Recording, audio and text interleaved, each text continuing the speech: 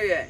On this day, June 12th, Colonel Burr has been outcast, for patriotic Mr. Hamilton has passed. Burr went to Britain. He became suspicious, maybe because they thought Burr was malicious. In other news, 55 barrels of Burlington pork have been received, most likely from York. I'm sure that pork is salted and tasty. I hope the person acquiring it isn't too hasty. Also, the sale of the warehouse so vast. It includes a dwelling house as you walk past, near Howard Street, on one named Mulberry. I pray living there will not be too scary. Finally, a story with musical feeling. A concert so wonderful and possibly healing. With generous aid from the Harmonic Society. Everyone hopes the music will have variety.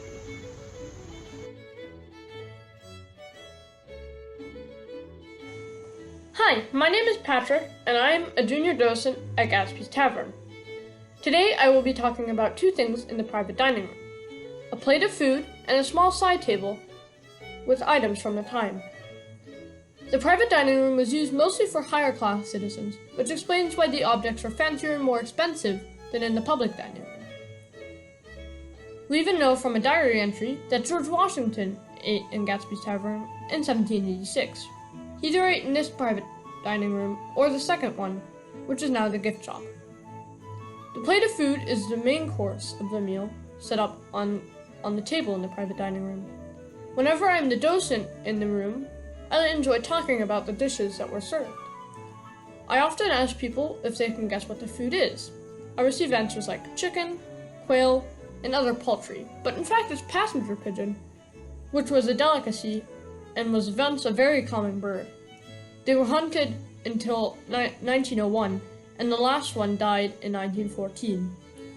The other items on the table include Madeira wine, which was very popular at the time, as well as beets and salad with hard-boiled eggs. On the small game table next to the food table in the private dining room, you see many items from the time of Gadsby's Tavern. Under the table there are bottles of wine. You might notice a large black box on the table, which is a knife box. It was usually locked at night and held expensive silverware to keep it safe. Each piece of silverware in the tavern had a number printed on the handle to help the tavern keep track of the silverware. There were also pastries and several games. You see playing cards, a box with dominoes, a dice game, the small mother-of-pearl fish that were used as chips in a game called Lanterloo in colonial times. I hope you can all see the private dining room in person soon.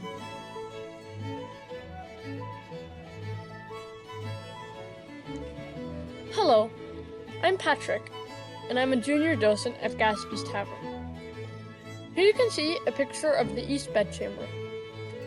The East Bedchamber was one of the rooms in the 1792 building in Gadsby's Tavern. Gadsby's owned a stagecoach, which brought more higher-class travelers to the tavern, as well as women who found it safer traveling by stagecoach. This room would have been perfect for the guests who did not want to sleep in the dormer. The dormer was not as clean as the furnished bedchamber, and it was hot and crowded. 2 to 3 people shared straw mattresses on the floor, and 3 or more people would sleep on the beds together.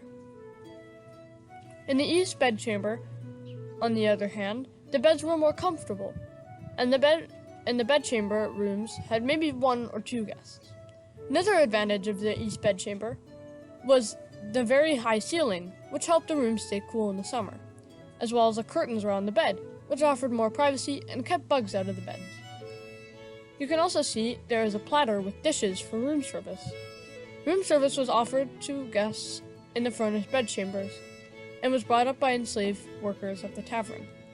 There was also a fireplace which would keep the room warm in the winter, as well as a mirror which helps reflect light and brighten the room during the day.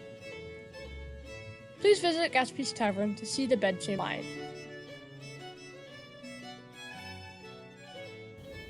Hi, my name is Claire, and today I'll be performing the ball and cup puppet magic trick. This is a magic trick that may have been performed by magicians traveling into or performing at Gadsby's Tavern. For it, I will need these 3 cups and these 3 balls. To do it, I simply take the cups, place them as so, and take one of the balls and place it on top of the cup. Now, you may be wondering, what will happen? Well, when I lift these cups up, voila! It is magically passed through the cup. And you may be thinking, well, that's just luck. I can assure you that it is not, in fact, just luck. And you may be thinking, well, maybe it's just coincidence. Well, I can, again, assure you that it is not. Hello, my name is Claire, and today I will be performing the disappearing coin in a handkerchief trick. This is one of the magic tricks that may have been performed by magicians and traveling and performing at Gadsby's Tavern. For it, you will need a handkerchief and a coin. You lay the handkerchief out as such and put the coin in the center. Then you simply fold the handkerchief like so. Pick it up.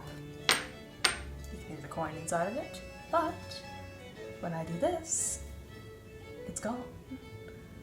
But no fear, for I can make it reappear simply by picking up the handkerchief.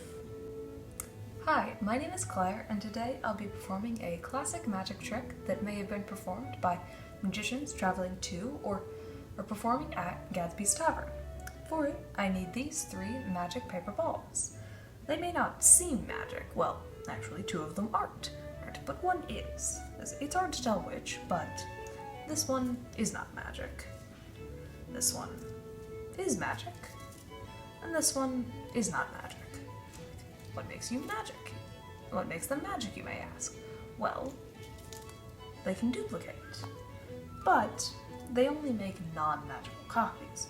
So, non-magic, magic,